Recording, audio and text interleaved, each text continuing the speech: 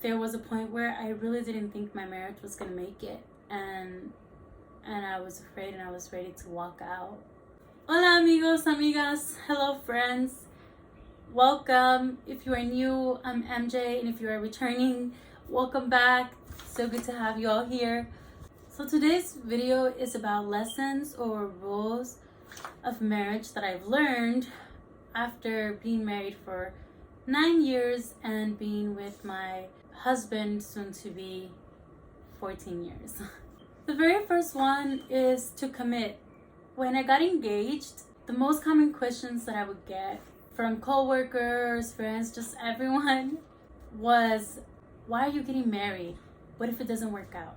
And then they would go on to tell me their story of their relationship. And most of the time, the people were already living together and had children together, and they were pretty much acting as a marriage without the actual ceremony. What I quickly realized was that most people have some fear of commitment or of failure. They have a fear of committing to something and then failing at it.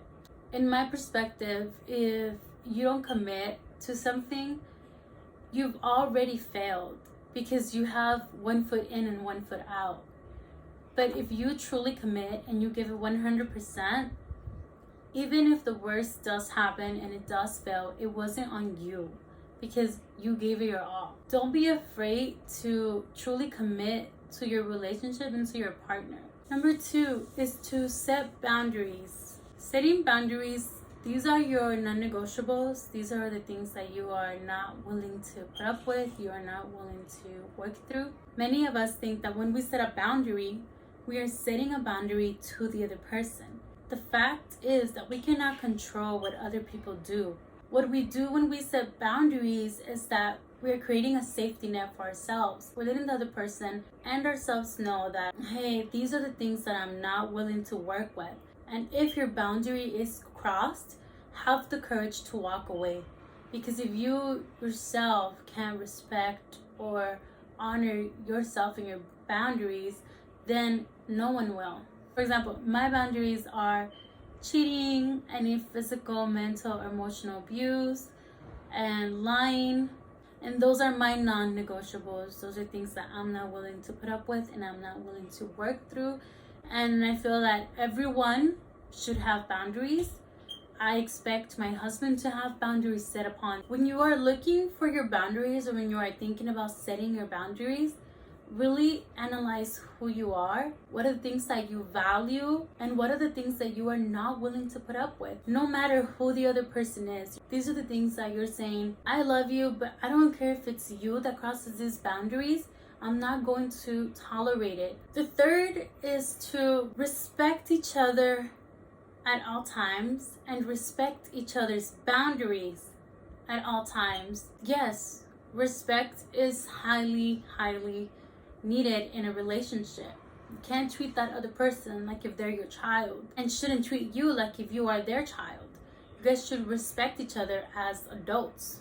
Respect each other when your partner, your spouse is not around. Respect each other when you're angry, when you're sad, when you're lonely, even in the moments that your relationship is going through a hard time. It's very easy for a lot of people to get angry or to feel lonely, or when their spouse is not around, to disrespect them, not think about the things that would hurt them, or not think about their boundaries. I've heard of many marriages who get into an argument, they get angry at each other, one of them goes to do something that disrespects the partner or crosses their boundaries because they're angry, because they want to hurt their partner some way, get back at them, or because they're just angry and they weren't thinking about it. Truth is that all they've done is create a bigger problem and possibly lose their partner. My husband and I have this way of thinking of it,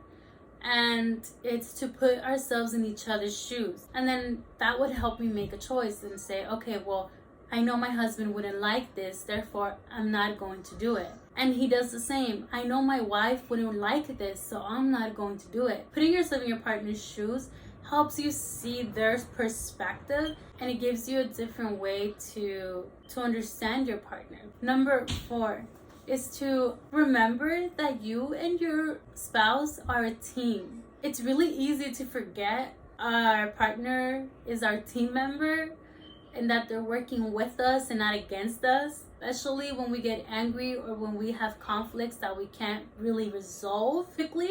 It becomes really easy to be mad and be angry at them and feel like they're the enemy and they just want the worst for us. That is a lie.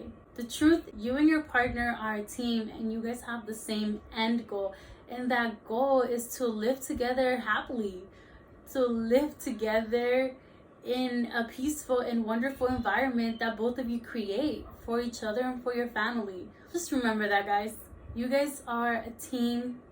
Work together as a team. And even when you're arguing and fighting and things are wrong, remember that you are a team. So calm down and find the time to come back together and work through this challenge as a team. Number 5 is to communicate and to communicate effectively.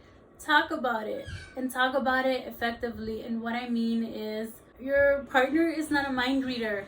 They're not gonna know what's going on with you. I was struggling and I couldn't bring myself to ask my husband for help. I didn't know how to ask him. I expected him to know that I was struggling. I expected him to see what was going on and to know that I needed help. I was really struggling. My marriage was really struggling. And I really felt like it wasn't gonna make it. There was a point where I felt ready to walk out, and it was because I couldn't tell my husband exactly how I felt and what I needed. Talking about things is very important because it gets you to understand your partner and it gets your partner to understand you. If you don't talk about the issues, how are you going to solve them? Even when you're angry, choose words that are going to help the situation. Don't choose words that are going to hurt your partner or make things worse. If you feel like you can't talk about it in the moment, walk away. Walk away and revisit it later when you are calm and you no longer feel like you want to use your words to hurt this person. Alright guys, thank you so much for watching this video. I hope that this information is helpful. Just be careful, be safe out there. I mean, you guys all have a blessed and wonderful week. Go ahead and give this video a thumbs up. And if you have anything to comment or add, if you have anything that you have learned in your relationship that you would like to share, comment it down below. I will see you guys next weekend. Bye!